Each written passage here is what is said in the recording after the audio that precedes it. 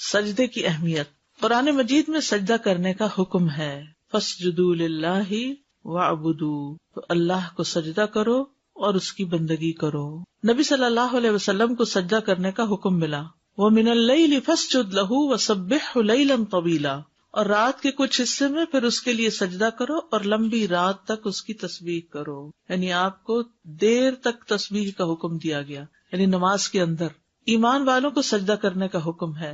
اے لوگو جو ایمان لائے ہو، رکوع کرو اور سجدہ کرو اور اپنے رب کی عبادت کرو اور نیکی کرو تاکہ تم کامیاب ہو جاؤ. تو سجدہ کامیابی کی ضمانت ہے. کامیاب ہونے کے لیے سجدہ ضروری ہے. سجدہ اللہ سبحانہ وتعالیٰ کا حق ہے، یہ بندگی کی انتہا ہے. کیا وہ اللہ کو سجدہ نہ کریں جو آسمانوں اور زمین میں چھپی چیزوں کو نکالتا ہے اور جانتا ہے جو تم چھپاتے ہو اور جو تم ظاہر کرتے ہو. اللہ کے سوا کسی کو سجدہ نہیں کیا جا سکتا. رسول اللہ صلی اللہ علیہ وسلم نے فرمایا، کسی انسان کے لیے دوسرے انسان کو سجدہ کرنا درست نہیں. اگر کسی انسان کے لیے دوسرے انسان کو سجدہ کرنا درست ہوتا تو میں عورت کو حکم دیتا کہ وہ اپنے شوہر کو سجدہ کرے، اس کا حق اس پر بڑا ہونے کی وجہ سے کہ وہ اس کا درجہ بڑا ہے. بہت سے لوگوں کو یہ بات پسند نہیں آتی، لیکن یہ ایک حقیقت ہے، اور جو چیز حقیقت ہے اس کو تسلیم کر لینے میں ہی انسان کی بھلائی ہے. حقیقت کیا ہے کہ اللہ نے عورت کے مقابلے میں مرد کو زیادہ فزیکلی بھی مضبوط بنایا ہے، مینٹلی بھی زیادہ مضبوط بنایا. ایکسیپشنل کیسز ہو سکتے ہیں، یعنی کوئی مرد بیمار ہے، کمزور ہے، اور عورت جو ہے اس کے مقابلے میں زیادہ صحت مند، طاقتور ہے، لیکن پھر بھی اللہ نے جو عمومی انداز کی بات ہے اس میں مرد کو عورت کے مقابلے میں فزیکلی، مینٹلی امپورٹینس دی گئی ہے، یعنی زیادہ اس کو صلاحیت دی گئی ہے. اسی طرح شادی شدہ زندگی میں بھی شوہر کو گھر کا قوام بنایا گیا ہے اور عورت کو اس کا مددگار بنایا گیا، یعنی ایک بادشاہ اور ایک ملکہ کا جو کانسیپٹ پایا جاتا ہے عام طور پر. تو اس میں جب ایک عورت اس بات کو قبول کر لیتی، ایکسپٹ کر لیتی کہ ایسا ہے، دس از اے فیکٹ، اور پھر قرآن نے جو ایک اور وجہ بتائی، وَبِمَا أَنفَقُوا مِنْ أَمْوَالِهِمْ، کہ وہ اپنے مالوں میں سے خرچ کرتے ہیں. تو مال کمانا ایک مشکل کام ہے، محنت طلب کام ہے، جس کے لیے آپ دیکھیں کہ باہر کی دنیا میں، یعنی گھر سے باہر جو بھی ہم دیکھتے ہیں، بعض اوقات سخت سردی میں کام کر رہے ہوتے ہیں، بعض مرد مزدور، یعنی ہر مرد کسی A1 کلاس آفس میں کام نہیں کر رہا ہوتا. وہ تو چند لوگوں کے حصے میں آتا ہے کہ انہیں ورکنگ انوائرمنٹ بہت کمفرٹیبل ملے، ورنہ بہت سے کام سخت تھکا دینے والے ہوتے. تو اب اگر ایک شخص گھر سے نکلتا ہے اور سارا دن تھکا دینے والا کام کر کے گھر لوٹتا ہے، اور گھر میں نہ اس کی کوئی عزت ہے، نہ اس کو وقت پہ کھانا ملتا ہے، نہ اس کو کوئی سپورٹ ملتی ہے، نہ اس کی کوئی قدر کرنے والا ہے، نہ اس کو کوئی پوچھنے والا ہے، تو آپ دیکھیے کہ ایسا شخص جو ہے کتنا مسکین ہے پھر.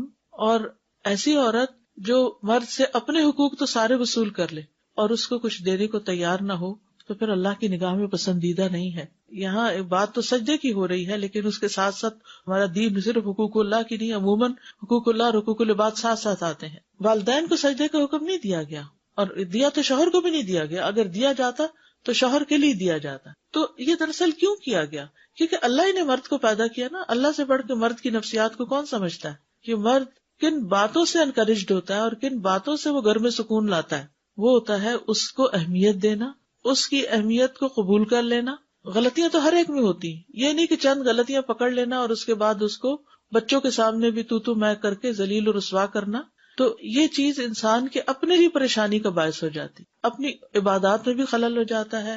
اور اگر آپ کوئی درس و تدریس کا کام کر رہے ہیں تو اس میں بھی کوئی برکت نہیں رہتی، اور کسی پل آپ کو چین نہیں، پھر زندگی پریشان حال گزرتی ہے. تو حل کیا ہے؟ اللہ نے جس کا جو مقام بنا دیا ہے نا، اس کو وہاں ایکسپٹ کر لینا، اس کو قبول کر لینا. چاہے ساری دنیا اس کے خلاف کچھ کہتی رہے تو ان باتوں سے متاثر نہ ہونا، بلکہ یہ سوچنا کہ ایک طرف اللہ کا حکم اور ایک طرف سب کا، اور ایک طرف میری اپنی خواہش کہ میں بڑا بن کے دیکھوں. کیونکہ مشکل یہ کہ شیطان جب انسان کو کنٹرول کرتا ہے تو وہ کیا چاہتا ہے؟ انا خیر منہ. اور یہ صرف دوسرے لوگوں کے معاملے میں نہیں ہوتا، ہسبینڈ وائف کے بیچ میں بھی ہوتا ہے. ہسبینڈ تو خیر ہے ہی، اور وہ سمجھتا ہے انا خیر من، اور عورت سمجھتی ہے انا خیر من، میں اس سے بہتر ہوں. اور وہ جو اپنے پلس پوائنٹس ہیں، اپنی اسٹرینگس ہیں، ان کو گن لیتی ہے، اور جو اس کی ویکنیسز ہیں ان کو گن لیتی ہے. جو اس کے پلس پوائنٹس ہیں ان کو وہ اگنور کر دیتی ہے یا کر دیتا ہے. تو اس سے پھر کبھی بھی ازدواجی زندگی خوشگوار نہیں ہو سکتی. تو ہسبینڈ کو بطور ہسبینڈ ایکسپٹ کرنا، اس کی تعریف کرنا. اور آپ دیکھیے کہ ہسبینڈ کو شاید دنیا میں کسی چیز سے اتنی خوشی نہ ملے جتنی اس کی بیوی کے کمنٹ سے کہ تم کمال کے انسان ہو، تم بہت اچھے انسان ہو، تم جیسا تو کوئی دیکھا ہی نہیں، کر کے تو دیکھیے. کیونکہ ہم کیا کرتے ہیں، اپنے باپ کو تو با کمال بتاتے ہیں اور اس کا مقابلہ ایک ینگ انسان سے کرتے ہیں جو ابھی وہاں تک نہیں پہنچا. بچپن میں تو سن تمیز ابھی ہے ہی نہیں، پتہ ہی نہیں باپ پیار کرتا ہے وہ کیا ہے کیا نہیں، ہم تو اچھا ہی سمجھتے ہیں اس کو. بڑے ہو کر بھی تھوڑے عرصے کے بعد جب پڑھائیاں ہو گئی، شادی ہو گئی، تو باپ کا ایک اچھا ہی روپ سامنے دیکھا تو پھر شوہر کو اس سے کمپیئر کرنے لگتے ہیں، پھر کبھی بھائیوں سے کمپیئر کرنے لگتے ہیں، کبھی اس کے بھائیوں سے اس کو کمپیئر کرنے لگتے ہیں. تو اگر اس کی کسی بھی خوبی پر آپ اس کی تعریف کر سکیں تو آپ دیکھیں گے کہ اس سے زیادہ خوشی آپ کو کوئی چیز نہیں دے سکتی. اگر آپ واقعی چاہتے ہیں نا کہ شوہر کی طرف سے آپ کو خوشی ملے تو پہل آپ کو کرنی ہوگی، پہلے آپ کو اس کی تعریف کرنی. السلام علیکم ورحمۃ اللہ وبرکاتہ. استاد، وعلیکم السلام. میں شیئر کرنا چاہتی ہوں کہ میں نے 4-5 سال پہلے ایک درس ارینج کروایا تھا. تو درس کے دوران تمام سسٹرز کو کہا گیا تھا کہ آج آپ وعدہ کریں کہ گھر جا کے اپنے ہسبینڈ کا شکریہ ادا کریں گی اور ان کو کہیں گی آئی لو یو. آپ یقین کریں استاذہ، دوسرے دن میرے ہسبینڈ کو سب نے فون کیا، پلیز بھابی کو کہیں کہ اس طرح کے درس روزانہ رہیں گے. گھروں میں چین آ رہا ہے کیونکہ دیکھیے ہر انسان ریکگنیشن چاہتا ہے. یہ انسان کے اندر ایک فطری سی خواہش ہے کہ وہ جیسا بھی ہے نا اسے ایکسپٹ کیا جائے. اب اگر کسی کے اندر کمزوری ہے یا کسی کے اندر خوبی ہے تو رکھی تو اللہ ہی نے ہے نا. ہم کسی کی خوبی کو ایکسپٹ نہیں کرنا چاہتے اور کسی کی کمزوری کو قبول نہیں کرنا چاہتے تو پھر مشکل اپنے لیے کھڑی کر لیتے ہیں. یعنی یہ کہنے سے ہمارا کچھ جائے گا نہیں سوائے ایگو کو مارنے کے، اور کچھ نہیں جائے گا. لیکن یہ ہے کہ اس سے ریٹرن آپ کو اچھا ملے گا. استاذہ، آج کل اگر بچیوں کو یہ بات سمجھائی جائے تو وہ کہتی ہیں ہسبینڈ اس لائق نہیں ہے، کہ اتنی ان کی ہم جو تعریف کریں گے وہ جھوٹی ہوگی. جی، ان سے کہے کہ برے سے برے انسان میں بھی کوئی نہ کوئی خوبی ہوتی ہے، وہ تلاش کرو، وہ خوبی تلاش کریں. ہم وہاں ہینڈز اپ کر دیتے کہ ہم نہیں تلاش کر سکتے. اگر سمجھے کہ ہے ہی نہیں اس میں تو پھر ہماری نگاہوں کا قصور ہے. یہ ہو ہی نہیں سکتا. اللہ نے کسی چیز کو پیور ایول نہیں بنایا. کہتے کوئی ماں باپ اپنی بچی کے لیے کوئی ایسا شخص تو نہیں پسند کریں گے اللہ ہی کہ بچی خود ہی کر لے، کہ جو بالکل ہی زیرو ہو، بالکل اس میں کچھ بھی نہ ہو. رشتہ دیکھتے ہوئے آخر کچھ نہ کچھ تو دیکھتے ہی ہیں اور کوئی نہ کوئی چیز ہمیں انسپائر کرتی ہے، تبھی ہم ہاں کرتے ہیں نا. تبھی ہم کہتے ہیں کہ قبول ہے، تو اس وقت قبول کر لیا اور بعد میں ریجیکٹ کر دیا. السلام علیکم. جو ہمارا دور تھا استاد وہ تو ہمیں معلوم ہے ہم نے کیسے گزارا، مگر میری بچی ہے، اس کی شادی ہوئی اور اس کے میاں آئے امریکہ سے. اب ماشاءاللہ اب 4 سال ہو گئے یہاں آئے ہوئے، 4 بچوں کے وہ باپ اور ماں ہیں. میں نے ان سے ایک بات سیکھی، خاص طور سے اپنی بیٹی سے. اگر کوئی پرابلم ہوتی نا ان دونوں میں آپس میں کوئی نہ کوئی بات ہوتی ہے تو وہ پہلے میرے ساتھ ہی رہتے تھے، تو وہ ہمیشہ اپنے بیڈ روم میں چلے جاتے تھے اور دروازہ بند کر لیتے تھے. اس کے بعد آدھا گھنٹہ ہم مطلب ان کی شکل نہیں نظر آتی تھی. جب وہ واپس آتے تھے نکلتے تھے دونوں کمرے سے تو خوش ہوتے تھے. تو میں اس کو بولتی تھی صبا کیا کرتی ہو نا، تو وہ کہتی مما that's not your problem, we have learn from your mistakes. اور مجھے بہت اچھی لگی اس کی بات. بالکل. یہ آپ ہی کا کوئی لیکچر بہت عرصہ پہلے سنا تھا کہ اپنے شوہر کی 10 خوبیاں لکھ کے ایسی جگہ لگا لو جہاں زیادہ نظر پڑتی ہو. یقین کریں میں نے اپنی بیٹیوں سے اور بہوؤں سے یہ بات کہی کہ یہ مجھے بہت اچھی لگی بات، تو کہنے لگی کہ کیوں ہم اپنی خوبیاں کیوں نہ لکھ کے وہاں لگائیں. تو میں نے کہا نہیں، پھر تمہارا مسئلہ حل نہیں ہوگا. تم اگر نہیں بھی ہے تو تم سوچو کہ ان میں کیا اچھائیاں ہیں اور وہ لکھو. 10 نہیں ہے تو 5 تو ہوں گی اور لکھ کر لگاؤ. تو مجھے بہت اچھی لگی تھی آپ کے لیکچر کی بات. الحمدللہ. جی استاد، آپ جو ایک بات بتا رہی تھی ابھی کمپیریزن، وہ بھی ایک بہت فساد کا ایک جڑ ہوتی ہے، کیونکہ جو انسان دوسروں کے شوہر سے اپنے باپ سے اپنے بھائی سے جو کمپیئر کرتا ہے، کیونکہ ہر ایک کا طریقہ کیئرنگ کا یا پیار کا ہر ایک کا طریقہ الگ ہوتا ہے، مختلف ہوتا ہے. کوئی کہہ کر آپ کو مطلب کیئر دکھاتا ہے، کوئی نہیں کہہ کر اتنا کیئر کرتا ہے کہ آپ کو پتہ نہیں چلتا ہے. تو ہر چیز میں یعنی کیسی حکمت کہ ہم سوچیں، پھر آپ نے جیسے بتایا کہ ہم خود اس پہ سوچیں، غور کریں تو اس کی اچھائیاں نظر آئیں گی. کیونکہ ہم غور نہیں کرتے ہیں تو پھر ہمیں اچھائیاں اس کے اندر نظر نہیں آتی ہیں. کیونکہ شیطان دیکھنے نہیں دیتا. پیدا کرنے والے کو سجدہ کرنے، اللہ سبحانہ وتعالیٰ کو سجدہ کیوں کریں؟ کیونکہ اس نے ہمیں پیدا کیا، نہ صرف یہ کہ ہمیں بلکہ ہر چیز کو، اور اسی کی نشانیوں میں سے رات اور دن اور سورج اور چاند ہیں. نہ سورج کو سجدہ کرو اور نہ چاند کو، اور اللہ کو سجدہ کرو جس نے انہیں پیدا کیا اگر تم صرف اس کی عبادت کرتے ہو. فرشتوں کا سجدہ کرنا، ان الذین عند ربک لا یستکبرون عن عبادتہ ویسبحونہ ولہ یسجدون. بے شک جو لوگ تیرے رب کے پاس ہیں یعنی فرشتے، وہ اس کی عبادت سے تکبر نہیں کرتے اور اس کی تسبیح کرتے ہیں اور اسی کو سجدہ کرتے ہیں. فرشتوں کا سجدہ کیسے ہے؟ رسول اللہ صلی اللہ علیہ وسلم نے فرمایا آسمان چرچراتا ہے جیسے کسی چارپائی پہ یا کسی ٹیبل پہ یا کسی چھت پہ زیادہ سامان رکھ دیا جائے تو کیا ہوتا ہے؟ چرچر کرنے لگتی ہے، اور اس کا حق ہے کہ وہ چرچرائے. اس ذات کی قسم جس کے ہاتھ میں محمد صلی اللہ علیہ وسلم کی جان ہے، وہاں تو ایک بالشت کے بقدر بھی ایسی جگہ نہیں، یعنی ایک بالشت، ایک ہاتھ برابر بھی ایسی جگہ نہیں جہاں کوئی فرشتہ سجدے میں اپنی پیشانی رکھے اللہ کی حمد کے ساتھ اس کی تسبیح نہ کر رہا. آسمان بھرا ہوا ہے فرشتوں سے جو سجدہ کر رہے ہیں اور مسلسل سجدے میں پڑے ہوئے ہیں. اگر ہم نہیں کریں گے تو اللہ تعالیٰ کو کوئی نقصان ہے؟ کوئی فرق پڑتا ہے؟ کچھ بھی نہیں. سورج کا سجدہ کرنا، ابو ذر رضی اللہ عنہ سے روایت ہے، کہتے ہیں میں غروب آفتاب کے وقت مسجد میں نبی صلی اللہ علیہ وسلم کے ساتھ تھا، تو آپ صلی اللہ علیہ وسلم نے فرمایا، اے ابو ذر، کیا تمہیں پتا ہے کہ سورج کہاں غروب ہوتا ہے؟ میں نے کہا اللہ اور اس کا رسول ہی زیادہ جانتے ہیں.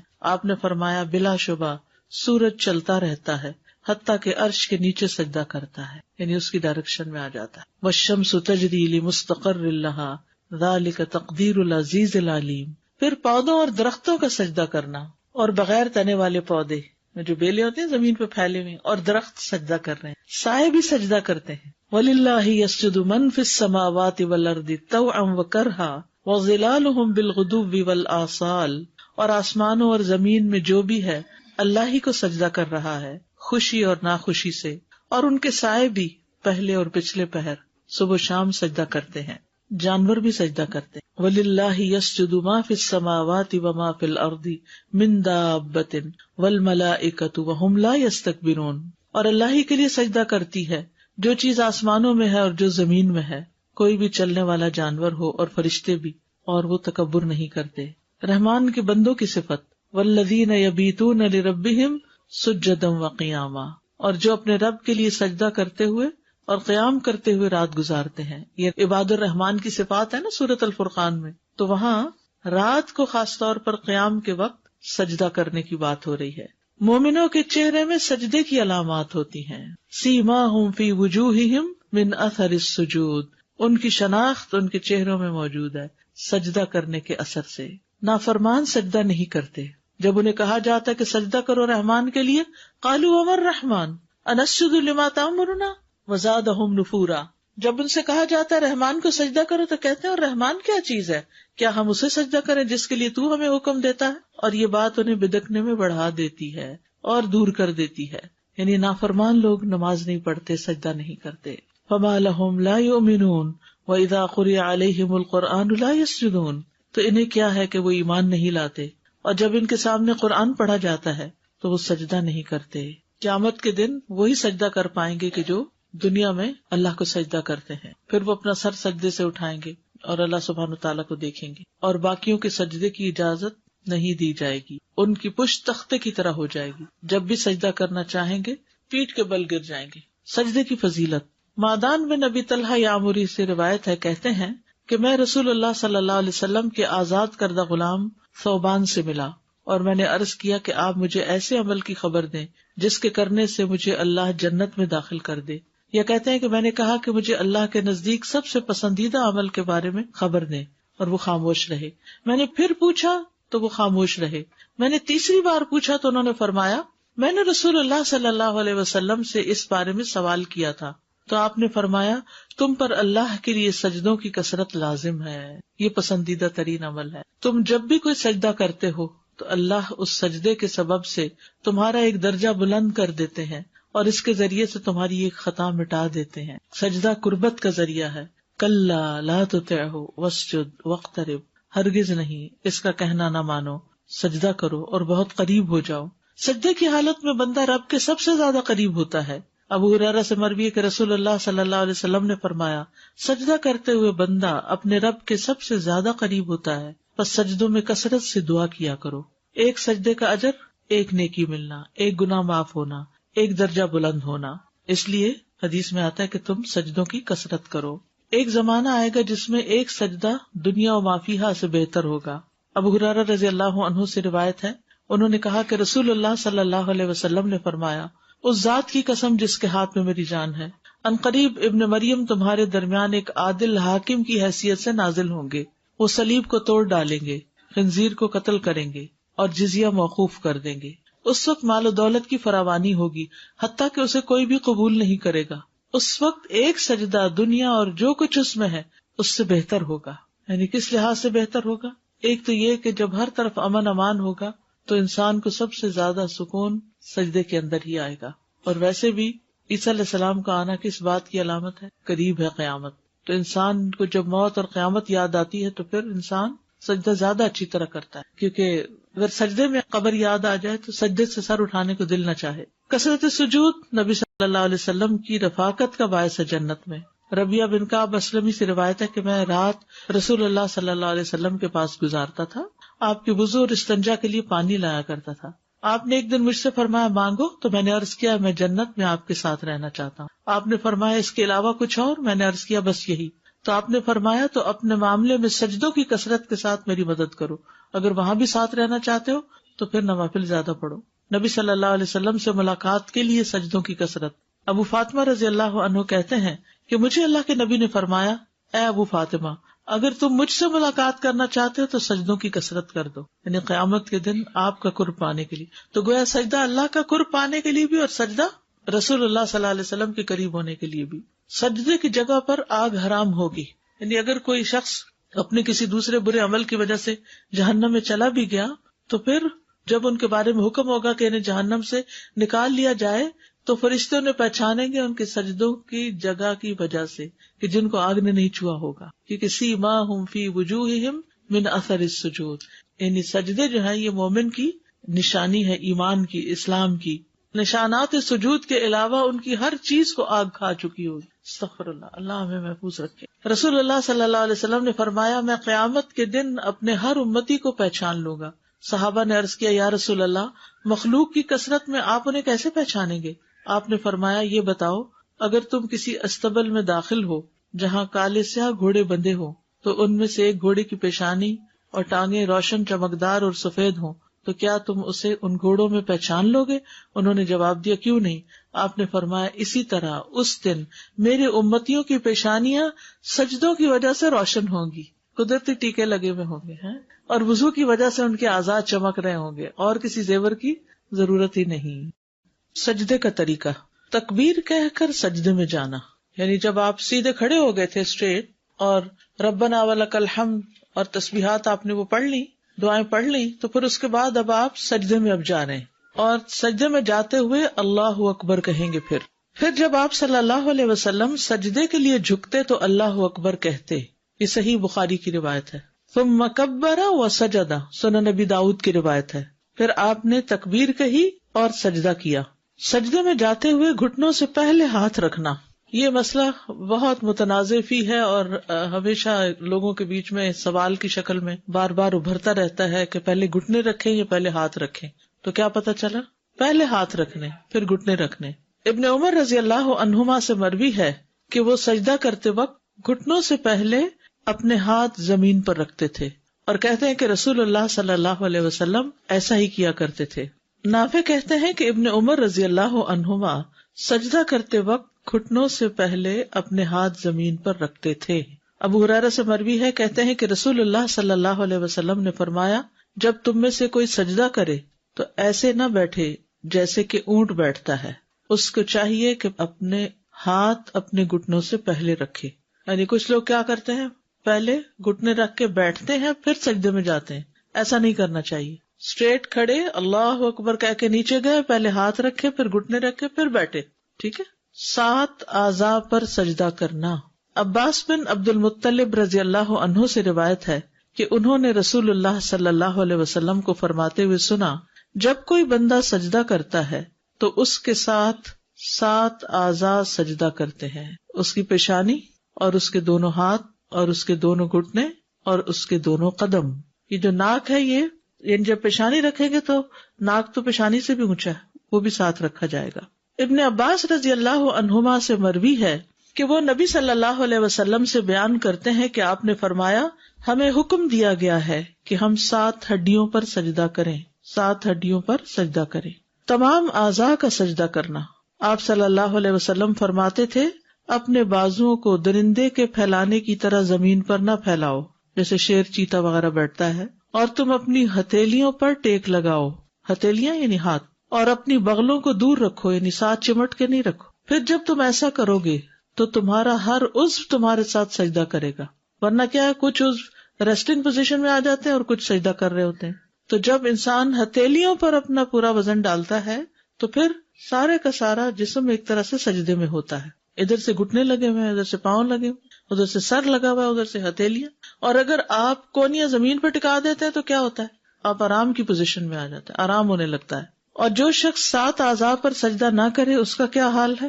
بخاری اور مسلم کی روایت ہے، سجدہ کرنے والے کے لیے جائز نہیں کہ وہ 7 اعضاء میں سے کسی بھی چیز کو اٹھائے، کیونکہ نبی صلی اللہ علیہ وسلم نے فرمایا مجھے 7 ہڈیوں پر سجدہ کرنے کا حکم دیا گیا ہے، پیشانی پر اور اپنے ہاتھ سے ناک کی طرف اشارہ کیا، دونوں ہاتھوں، دونوں گھٹنوں اور دونوں پاؤں کی انگلیوں پر.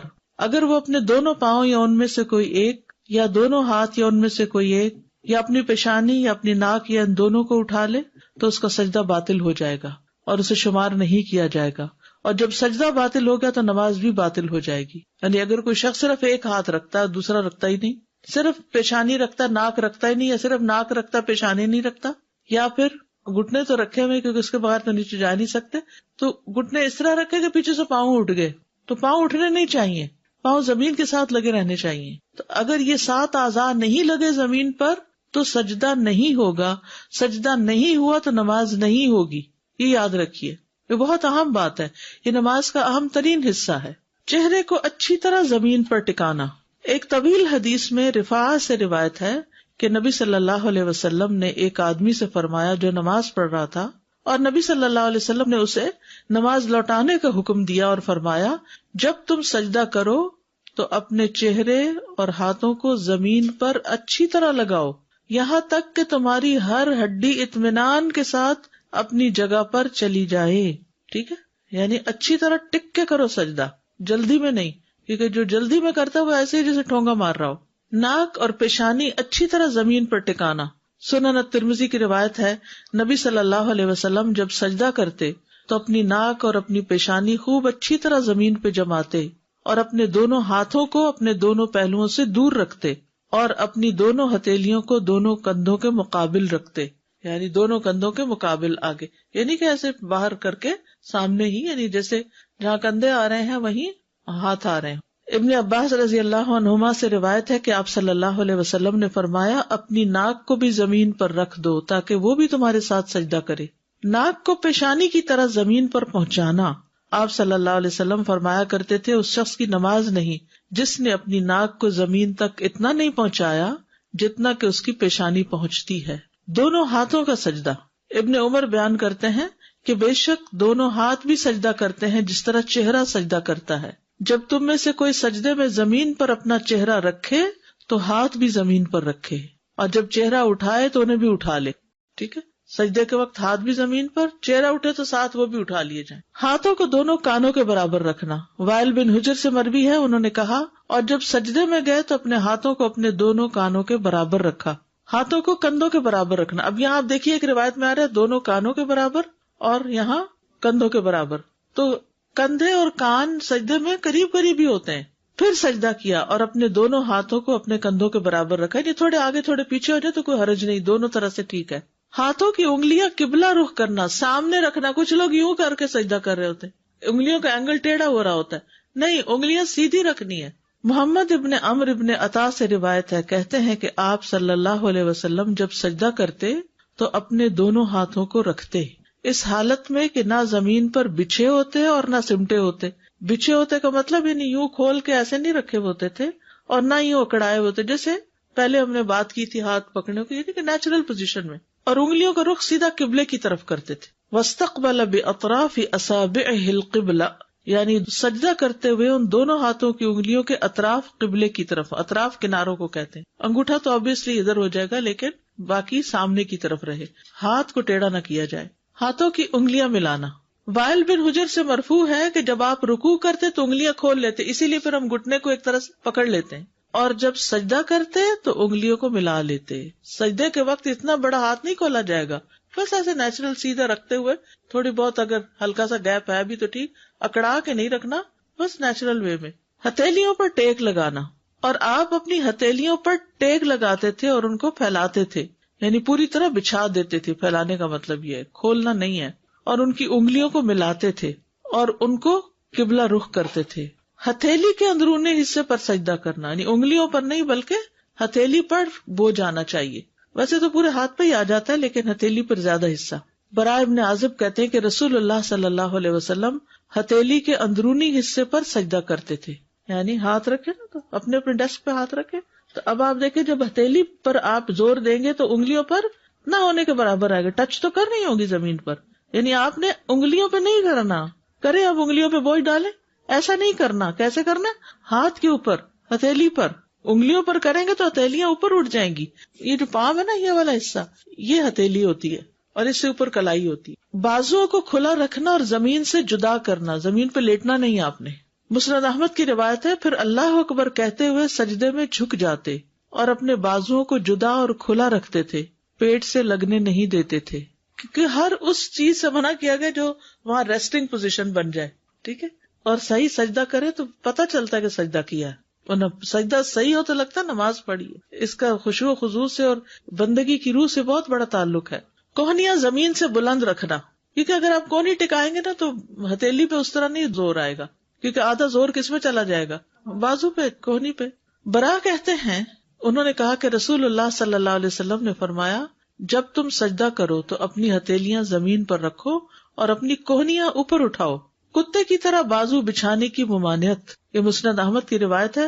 انس رضی اللہ عنہ نبی صلی اللہ علیہ وسلم سے روایت کرتے ہیں کہ آپ صلی اللہ علیہ وسلم نے فرمایا تم میں سے کوئی شخص نماز میں کتے کی طرح اپنے بازو نہ بچھائے.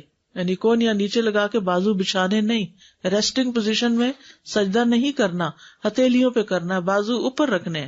ہاتھوں کے درمیان اتنا فاصلہ کہ پیچھے سے بغلوں کی سفیدی نظر آئے، یعنی بالکل منہ کے ساتھ لگا کے ہاتھ نہیں رکھنے، ذرا کھلے رکھنے کہ بغلیں کھل جائیں. یہ بھی نہیں کہ اتنا کھلا کر دیں، اعتدال میں رکھیں گے لیکن بغلیں کھلی ہوں گی. عبداللہ بن مالک بن بحینا روایت کرتے ہیں کہ نبی صلی اللہ علیہ وسلم جب نماز پڑھتے تو سجدے کی حالت میں اپنے ہاتھوں کو کشادہ رکھتے، یعنی پہلوؤں سے دور رکھتے، یہاں تک کہ آپ کی بغلوں کی سفیدی نمایاں طور پر ظاہر ہوتی. ٹھیک ہے، اصل میں آپ صلی اللہ علیہ وسلم اسمارٹ بھی تھے نا، تو بازوں کا گوشت لٹک نہیں رہا تھا، یا پیٹ اتنا بڑا نہیں تھا، یا ویسے اوپر کا حصہ اتنا بھاری نہیں تھا، لہذا جب آپ وہ کھولتے تو پیچھے سے دیکھنے والا آپ کے بغلوں تک دیکھ لیتا. نبی صلی اللہ علیہ وسلم کی زوجہ میمونہ رضی اللہ عنہا سے روایت ہے انہوں نے کہا رسول اللہ صلی اللہ علیہ وسلم جب سجدہ کرتے تو اپنے ہاتھوں کے درمیان فاصلہ کرتے. اپنے ہاتھوں کے درمیان یعنی یہ ہاتھ جو زمین پہ رکھے فاصلہ کرتے، یعنی انہیں پھیلا لیتے یہاں تک کہ پیچھے سے آپ کی بغلوں کی سفیدی دیکھی جا سکتی تھی. اور جب آپ بیٹھتے تو بائیں ران پر اطمینان سے بیٹھتے. ٹھیک ہے، یعنی جب آپ سجدے سے اٹھ کر بیٹھتے تو کیسے بیٹھتے؟ بائیں پاؤں کے اوپر. کوہنیوں کو پہلوؤں سے جدا کرنے میں مشقت اٹھانا. صاحب رسول صلی اللہ علیہ وسلم احمر بن جز بیان کرتے ہیں کہ رسول اللہ صلی اللہ علیہ وسلم جب سجدہ کرتے تو اپنے بازوؤں کو اپنے پہلوؤں سے اس قدر دور رکھتے کہ ہمیں آپ کی مشقت دیکھتے ہوئے آپ پہ ترس آتا، یعنی مشکل ہو جاتی. اور جب لمبا سجدہ کرے انسان اور اس پوزیشن میں تو اچھی خاصی مشقت ہے اس میں. دونوں ہاتھوں کو پہلوؤں سے اتنا دور رکھنا کہ بکری کا بچہ گزر سکے. ٹھیک ہے، یعنی دونوں ہاتھ دور رکھنا کہ نیچے سے کوئی چیز بھی گزر جائے تو گزر جائے. میمونہ رضی اللہ عنہا بیان کرتی ہیں کہ نبی صلی اللہ علیہ وسلم جب سجدہ کرتے تو اپنے ہاتھوں کو اپنے پہلوؤں سے دور رکھتے، حتیٰ کہ اگر بکری کا بچہ آپ کے ہاتھوں کے نیچے سے گزرنا چاہتا تو گزر سکتا تھا. پہلوؤں اور پیٹ کو ران سے جدا رکھنا، یعنی گھٹنوں سے اوپر والے حصے کو ران کہتے ہیں نا، تو پیٹ کو سجدے میں ٹانگ سے نہیں لگنے دینا، ران سے نہیں لگنے دینا، کھلا رکھنا. براء ابن عازب رضی اللہ عنہ سے مروی ہے کہ رسول اللہ صلی اللہ علیہ وسلم جب نماز پڑھتے تو سجدے میں اپنے دونوں بازو کھول لیتے، انہیں اپنے پہلوؤں سے دور رکھتے اور پیٹ کو زمین سے اونچا رکھتے. یعنی آپ اپنے بازوؤں کو کھول لیتے اور اپنے پہلوؤں سے دور رکھتے تھے اور اپنے پیٹ کو زمین سے اٹھا کر رکھتے تھے. اب ظاہر ہے جس کا پیٹ بہت نکلا ہوا ہو تو وہ پھر، یا جیسے پریگنینسی میں، وہ تو اتنا نہیں اوپر اٹھایا جا سکتا، لیکن ایک نارمل صحت مند انسان جو ہے اس کے لیے یہ آسان ہے. پاؤں کی ایڑیاں ملانا، یہ نہیں کہ ہاتھ بھی کھلے اور ٹانگیں بھی کھلی ہیں تو وہ عجیب سی شکل بن جاتی ہے. ایڑیاں باہر ملی ہوئی ہوں. انگلیوں کو زمین پر لگانا، یعنی سجدے میں انگلیاں زمین پہ ٹچ کر رہی ہوں. پاؤں کی انگلیاں، اور آپ اپنے گھٹنوں اور پاؤں کی انگلیاں بھی زمین پر رکھتے تھے اور اپنے پاؤں کے اگلے حصوں کو قبلے کی طرف کرتے تھے. پاؤں کی انگلیاں بھی قبلہ رخ کرتے اور ایڑیوں کو ملاتے اور پاؤں کو کھڑا رکھتے تھے. آپ نے اسی کا حکم دیا. اور اپنے پاؤں کی انگلیوں کو کھول کر رکھتے تھے، یعنی انہیں کھچ کے نہیں رکھتے تھے بلکہ وہ کھلی رہتی تھی. پاؤں کی انگلیوں کو قبلہ رخ کرنا. ابو حمید ساعدی رضی اللہ عنہ نے فرمایا، مجھے رسول اللہ صلی اللہ علیہ وسلم کی نماز تم سب سے زیادہ یاد ہے. ابو حمید کو ان کی نماز سب سے زیادہ یاد تھی.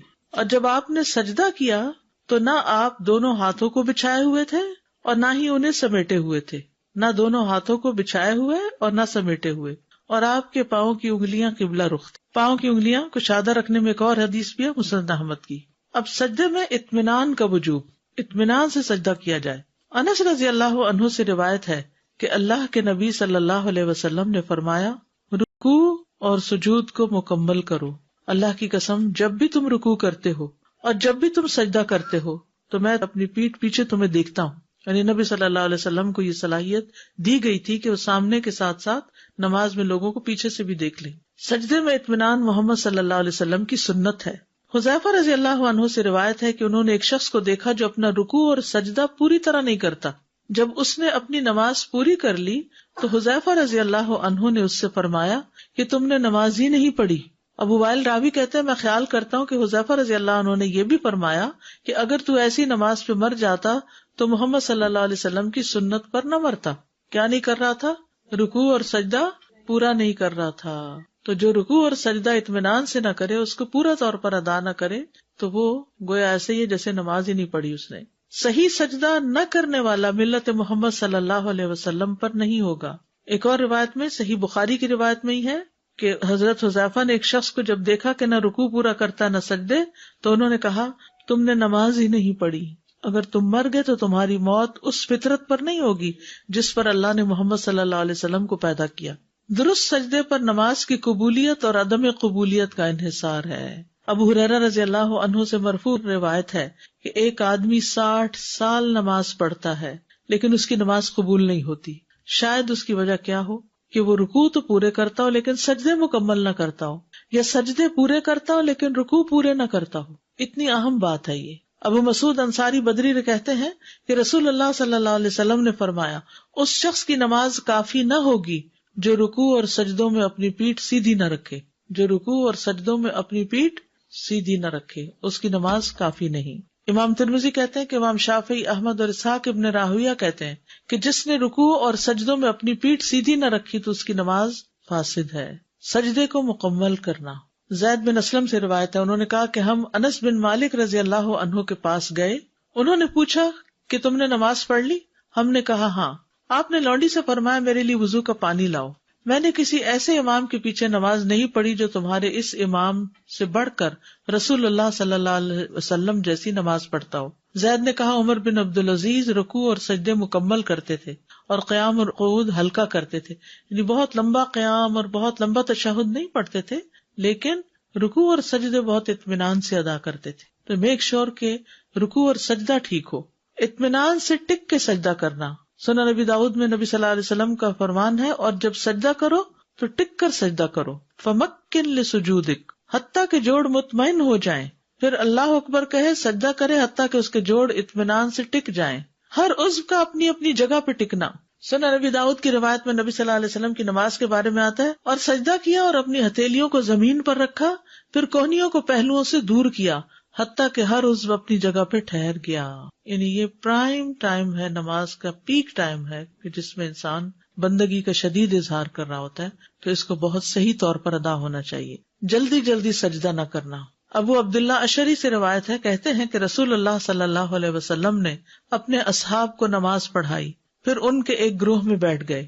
ایک آدمی آیا، وہ کھڑے ہو کے نماز پڑھنے لگا تو وہ رکوع کرتا اور سجدے ایسے کرتا جیسے ٹھونگے مارے جاتے ہیں، جلدی جلدی بس ٹھک ٹھک. تو نبی صلی اللہ علیہ وسلم نے فرمایا، کیا تم لوگ اس کو دیکھ رہے ہو؟ جو شخص اس حالت میں مر گیا وہ اس حالت میں مرے گا کہ محمد کی ملت پر نہ ہوگا صلی اللہ علیہ وسلم. یہ شخص اس طرح نماز میں ٹھونگے مار رہا ہے جیسے کوا خون میں ٹھونگے مارتا ہے، یعنی کوئی اپنا شکار کھانے کے لیے. تو وہ شخص جو رکوع کرتا ہے اپنے سجدے میں ٹھونگے مارتا ہے، اس کی مثال ایسے بھوکے شخص کی ہے جو 1 یا 2 کھجوریں کھائے تو یہ اس کی بھوک کو کیا مٹائیں گی۔ اچھی طرح مکمل وضو کیا کرو، ایڑیوں کے لیے آگ کا عذاب ہے، رکوع اور سجدوں کو مکمل کیا کرو۔ کس قدر تاکید اور کتنی زیادہ اہمیت ہے کہ انسان اپنا وضو بھی صحیح کرے، رکوع اور سجدے بھی ٹھیک کرے۔ پھر مرغے کی طرح ٹھونگے مارنے سے بچنا چاہیے۔ نبی صلی اللہ علیہ وسلم نے 3 باتوں سے منع کیا ہے، نماز میں مرغے کی طرح ٹھونگے نہ ماروں، کتے کی طرح نہ بیٹھوں، اور لومڑی کی طرح ادھر ادھر نہ دیکھوں۔ ٹھیک ہے، کتا بازو بچھا کے جو آگے بیٹھتا ہے نا، یا ایک ٹانگ اٹھا کے جو بیٹھتا ہے۔ مکمل سجدہ نہ کرنے والا نماز کا چور ہے۔ رسول اللہ صلی اللہ علیہ وسلم نے فرمایا، لوگوں میں سب سے بدترین چور وہ ہے جو اپنی نماز میں چوری کرتا ہے۔ لوگوں نے پوچھا، اللہ کے رسول، انسان اپنی نماز میں کس طرح چوری کر سکتا ہے؟ آپ نے فرمایا، اس طرح کہ وہ اس میں رکوع اور سجود مکمل نہ کرے، یا فرمایا جو رکوع اور سجود میں اپنی پشت سیدھی نہ رکھے، یعنی اسٹریٹ نہ رکھے۔ سجدہ پورا نہ کرنے والے کے لیے وعید۔ علی بن شیبان جو اپنے قبیلے کے وفد میں شامل تھے، انہوں نے فرمایا، ہم لوگ اپنے علاقے سے نکلے یہاں تک کہ رسول اللہ صلی اللہ علیہ وسلم کی خدمت میں حاضر ہوئے۔ ہم نے آپ کی بیعت کی، آپ کے پیچھے نماز ادا کی۔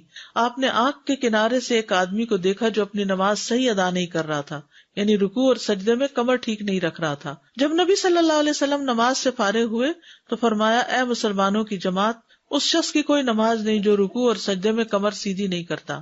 چہرے کا رخ موڑے بغیر آنکھ کے کنارے سے اگر کوئی چیز نظر آ گئی ہے، کسی کی حرکات و سکنات کا پتہ چل گیا تو اس سے نماز میں فرق نہیں پڑتا، لیکن خشوع میں تو بہرحال فرق ہو جاتا ہے۔ نہیں، کونیاں نہیں پھیلانی، بازو اس طرح کرنے نا، یعنی بہت زیادہ بھی نہیں کرنے، بازو کا بہت ٹائٹ بھی لوگ کر دیتے ہیں، لیکن یہ ہے کہ پھر اس صورت میں جو اضطراری کیفیت جہاں بھی آ جائے نا، تو وہاں پر یعنی کوئی بیماری ہے، مجبوری ہے، کوئی جگہ تنگ ہے، پھر اس صورت میں جیسے بھی ہو نماز پڑھ لیتے ہیں۔ سمجھ آتا ہے، لیکن سجدے میں پشت کا سیدھا سجدے میں پشت سے مراد یہ ہے کہ یوں نیچے کو نہیں جھک جانا چاہیے، یوں نہیں ہونی چاہیے، یوں ہونی چاہیے، ٹھیک ہے، یوں بل نہیں ہونا چاہیے، جھکاؤ نہیں ہونا چاہیے، اسٹریٹ سر سیدھا، یعنی پیٹھ اور سر کے بیچ میں جو ریڑھ کی ہڈی ہے وہ اسٹریٹ رہے، اس میں کب نہ آئے۔ اگر کسی کا ویسے بڑھاپے کی وجہ سے آ گیا تو اور بات ہے، یا یہ کہ اندر کی طرف نہ جھکا ہوا ہو۔ جتنی بھی ریسرچ کی گئی ہے، ایک حدیث بھی یعنی کہ عورت ایسے سجدہ نہ کرے، یہ علماء نے اپنی طرف سے کہا ہے۔ تو جب علماء اپنی طرف سے کہیں اور عورتیں سجدہ غلط کرتی رہیں اور اپنی نمازیں خراب کریں تو اس کو ماننا ضروری نہیں، اور کہتے ہیں کہ نہیں پردے کی وجہ سے۔ آپ دیکھیے، گھر میں نماز پڑھ رہی ہے نا، اسی لیے تو عورت کا گھر میں نماز پڑھنا اور اندر والے حصے میں پڑھنا زیادہ بہتر ہے۔ ہمارے ہاں جو علماء تفریق کرتے ہیں نا عورت مرد کی نماز کی، تو وہ پھر اس طرح کی باتیں کرتے ہیں کہ بچ کے کرے۔ ہاں، تو جب بچ گئے تو پھر سجدہ تو سجدہ ہی نہ رہا۔ 7 ہڈیوں کا خیال رکھے تو صحیح سجدہ ہو جائے گا۔ 2 سجدے ہیں، آپ نے ایک سجدہ کیا اور ایک آپ کو یاد نہیں کہ آپ نے دوسرا کیا کہ نہیں، اب آپ نے سجدہ سہو ایک اور کر لیجئے اسی وقت اگر کر رہے ہیں، اوکے، اور اس کے بعد سجدہ سہو کر لیں۔ لیکن ایک سجدہ جب ہو گیا تو آپ کا رکن کمپلیٹ ہو گیا؟ نہیں، ایک سے تو رکن نہیں کمپلیٹ ہوگا، ایک رکعت اور پڑھیے پھر، کیونکہ ہر عضو کو سجدہ کرنا ہے نا، ہر عضو کو سجدہ کرنا ہے، یعنی جب ایک چیز بھی آپ اپنی جگہ سے ہٹائیں گے تو اس کا اثر صرف اس پہ نہیں رہے گا اور حصے پہ بھی چلا جائے گا۔ جب تک سجدہ یعنی پرفیکٹ ہوگا تو سارا ہی ہوگا، اگر ایک حصہ خراب کیا تو باقی بیلنس بھی بگڑ جائے گا۔ جی السلام علیکم۔ جب ہم سجدہ کر رہے ہیں تو ہماری جو سب سے چھوٹی انگلی ہے، I'm not too sure، وہ بھی ساتھ اگر نہیں ہوتی ہے ہی چھوٹی، کوئی بات نہیں۔ اچھا، اب کچھ لوگوں کے جیسے میرا مسئلہ ہے کہ جیسے اگر انگوٹھا یا 2-3 انگلیاں زیادہ لمبی ہیں اور 2 جو ہیں وہ چھوٹی ہیں تو پوری نہیں ٹکتی زمین پر، تو اگر ایک بھی ٹک رہی ہے تو پھر ایک بھی کافی ہے، کیونکہ باقی پھر ہم ان کو ٹیڑھا کیسے کریں؟ اچھا سوال ہے۔ بعض لوگ پیچھے سے پاؤں کراس کر لیتے ہیں، سجدہ کر رہے ہوتے ہیں اور پاؤں کے اوپر پاؤں رکھ لیتے ہیں، یہ بھی غلط ہے۔ انشاءاللہ آپ کو وہ نماز میں کی جانے والی غلطیوں کی اگر ویڈیو دکھا دی جائے تو اس سے پھر ساری غلطیوں کا پتہ چل جائے گا۔ سجدے کی مقدار، لمبا سجدہ کرنے کی اہمیت۔ رسول اللہ صلی اللہ علیہ وسلم نے فرمایا، بندہ جب نماز کے لیے کھڑا ہوتا ہے تو اس کے سارے گناہ لا کر اس کے کندھے پہ رکھ دیے جاتے ہیں۔ سارے گناہ کہاں رکھ دیے جاتے ہیں؟ کندھوں پہ رکھ دیے جاتے ہیں، اور جب وہ رکوع کرتا ہے یا سجدہ کرتا ہے تو اس کے گناہ اس سے جھڑ جاتے ہیں، یعنی وہ نیچے آتا ہے تو گناہ بھی گر جاتے ہیں، بشرطے کہ صحیح کیا جائے۔ براء ابن عازب کی روایت ہے کہ نبی صلی اللہ علیہ وسلم کے سجدے آپ کے رکوع اور دونوں سجدوں کے درمیان آپ کے بیٹھنے کی مقدار برابر ہوتی۔ پیچھے گزر چکی ہے بات۔ اس کا معنی یہ ہے کہ جب آپ کا قیام لمبا ہوتا تو آپ رکوع اور سجود بھی لمبا کرتے، اور جب قیام خفیف کرتے تو رکوع اور سجود میں بھی تخفیف کرتے، اس طرح لمبی نماز یا چھوٹی ہونے میں تمام ارکان برابر ہوتے، یعنی یہ نہیں کہ قیام تو بہت لمبا اور رکوع جلدی جلدی 3 دفعہ کہہ کے اٹھ گئے، پھر رکوع بھی لمبا. یہ بالکل ایسے ہی جیسے حرم میں آخری جو قیام ہوتے ہیں آخری عشرے کے، اس میں اسی طرح ہوتا ہے کہ رکوع بھی کافی لمبے ہوتے، اتنے تو نہیں ہوتے جتنا قیام ہوتا ہے، لیکن عام دنوں کی نسبت کافی لمبا ہوتا ہے.